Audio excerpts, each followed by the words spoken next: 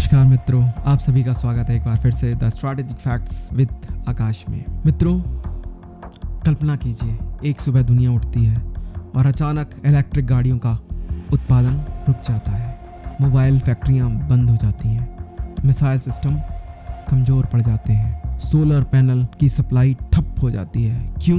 क्योंकि एक देश ने दुर्लभ खनिज की सप्लाई पर रोक लगा दी। दुर्लभ खनिज मतलब रेयर अर्थ मटेरियल। 21वीं सदी का असली हथियार अब मिसाइल नहीं, ना ही तेल है, ना डॉलर, बल्कि है रेयर अर्थ मटेरियल। सही सुना दोस्तों आपने, रेयर अर्थ मटेरियल। और आज दुनिया का लगभग 60 से 70% उत्पादन और 85 से 90% प्रोसेसिंग एक ही देश के पास है, और वो देश कोई और नहीं, वो है चीन। आपने सुना दोस्तों, वो देश है चीन। लेकिन अब कहानी बदल रही है मित्रों। भारत और ब्राजील के बीच हुई रणनीतिक ट्रेड डील सिर्फ व्यापार नहीं है, ये सप्लाई चेन स्वतंत्रता की घोषणा है।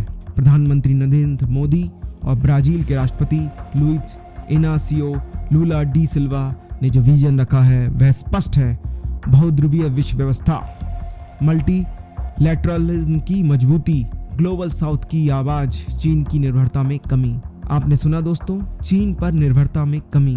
दोनों नेताओं ने न सिर्फ रेयर अर्थ पर बल्कि steel supply chain, digital public infrastructure, AI, semiconductor, रक्षा, हेल्थ केयर, हर क्षेत्र में सहयोग का रोड मैप तैयार किया है, जो भविष्य की नींव रखने वाला है, डिपेंडेंसी को खत्म करने वाला है। दोस्तों, आप देख रहे हैं स्ट्रैटेजिक फैक्ट्स विद आकाश, जहां हम खबर नहीं रणनीति समझते हैं। आज हम इस डील को परत दर परत समझेंगे। मित्रों, अब जानने की कोशिश करते हैं दुर्लभ खनिज पदार्थ हैं क्या, रेयर अर्थ मटेरियल है क्या। वास्तविकता में ये 17 विशेष धातुओं का एक समूह है, जिसे हम नियोडीमियम या ईवी मोटर में जिसका यूज होता है, डिस्प्रोसियम जो कि उच्च ताप सहन करने की क्षमता रखता है, लेथेनियम जो कि बैटरी और लेंस के लिए आवश्यक है, सीरियम इलेक्ट्रॉनिक पॉलिशिंग के लिए जरूरी है, प्रीसिओडीमियम शक्तिशाली चुंबक पदार्थ है, इसके बिना इलेक्ट्रॉनिक वाहन नहीं चल सकते, पवन चक्की काम नहीं करेगी, फाइटर जेट भी उड़ने से रोक बना कर देगा, मिसाइल का गाइडेंस समाप्त हो जाएगी, और जिस 5G फोन्स की हम बात कर रहे हैं भारत में, या 6G टेक्नोलॉजी की बात कर रहे हैं, वो कुछ काम की नहीं रहेगी, सब बेअसर हो जाएगा। यानी ये खनिज टेक्नोलॉजी सभ्यता की रीढ़ हैं, इनके बिना टेक्नोलॉजी केवल हवा ही है, कुछ नहीं होगा उसका। इनका इस्तेमाल आज की ज़रूरत है, आज की रिक्वायरमेंट है दोस्तों, बहुत बड़ी ज़रूरत है ये सारे खनिज पदार्थ। अब बात करते हैं चीन की मोनोपोली और संभावित खतरे की। 2010 में जापान को सप्लाई सीमित की थी चाइना ने। संदेश साफ था, संसाधन चाइना के पास हैं तो नियंत्रण भी चाइना का रहेगा। आज अमेरिका, यूरोप, जापान सभी चीन पर ही निर्भर करते हैं, लेकिन अब भारत एक नया रास्ता बना रहा है। कौन सा रास्ता दोस्तों? ब्राजील का। ब्राजील क्यों महत्वपूर्ण है? ब्राजील के पास है मोनाजाइट का भंडार, नियोडीमियम का भंडार, critical minerals, steel supply chain क्षमता, लेकिन प्रोसेसिंग क्षमता सीमित है। यहीं पे होती है भारत की एंट्री, और यहीं से शुरू होते हैं भारत के लिए अवसर। अब भारत के पास क्या है दोस्तों, अब हम उसके विषय में जानते हैं। भारत के पास है मैन्युफैक्चरिंग क्षमता, ईवी विस्तार योजना, रक्षा आत्मनिर्भरता का mission, digital public infrastructure model. यदि ब्राजील कच्चा खनिज देता है और भारत प्रोसेसिंग और मैन्युफैक्चरिंग करता है, तो एक नया सप्लाई चेन इकोसिस्टम बन सकता है, जो भविष्य की नींव रख सकता है। इस डील के 10 बड़े प्रभाव होते हैं। 2030 तक व्यापार को दोगुना करना, $30 बिलियन लक्ष्य रखा गया है। अभी फिलहाल में $15 बिलियन का ही व्यापार होता है दोनों देशों के बीच में। यह सिर्फ आंकड़ा नहीं है, भरोसे की नींव है दोस्तों, भारत और ब्राजील के बीच में। Rare earth plus technology transfer, R&D, exploration, processing and technology. उसके बाद आता है स्टील सप्लाई चेन, सुरक्षा, इंफ्रास्ट्रक्चर और रक्षा दोनों के लिए ही महत्वपूर्ण है।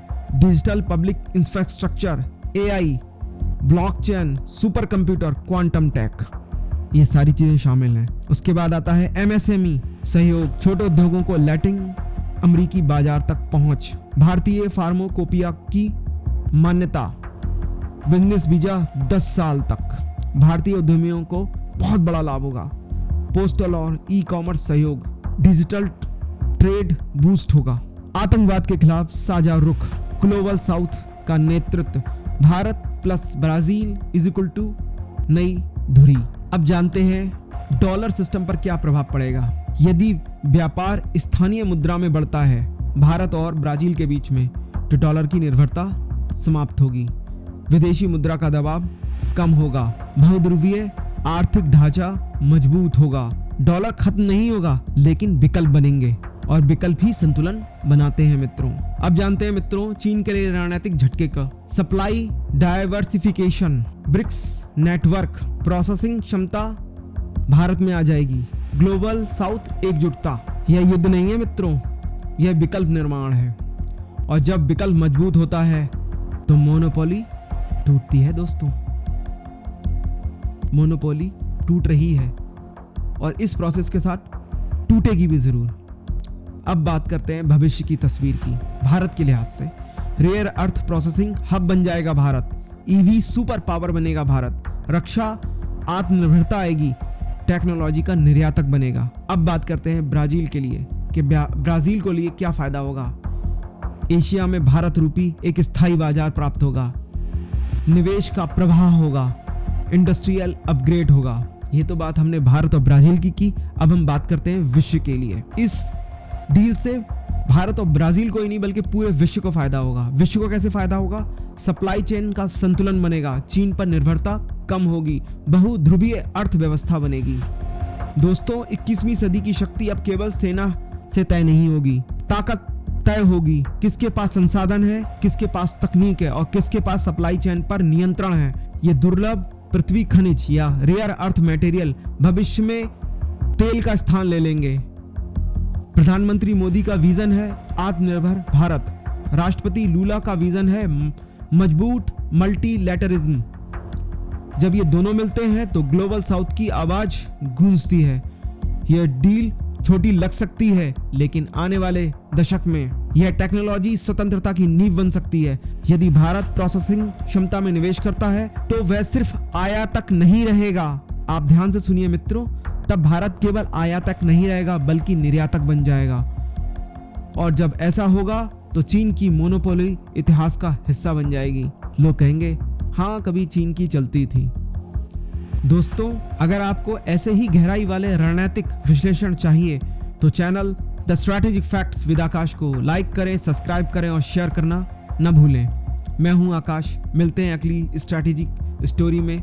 जय हिंद, वंदे मातरम, भारत माता की जय।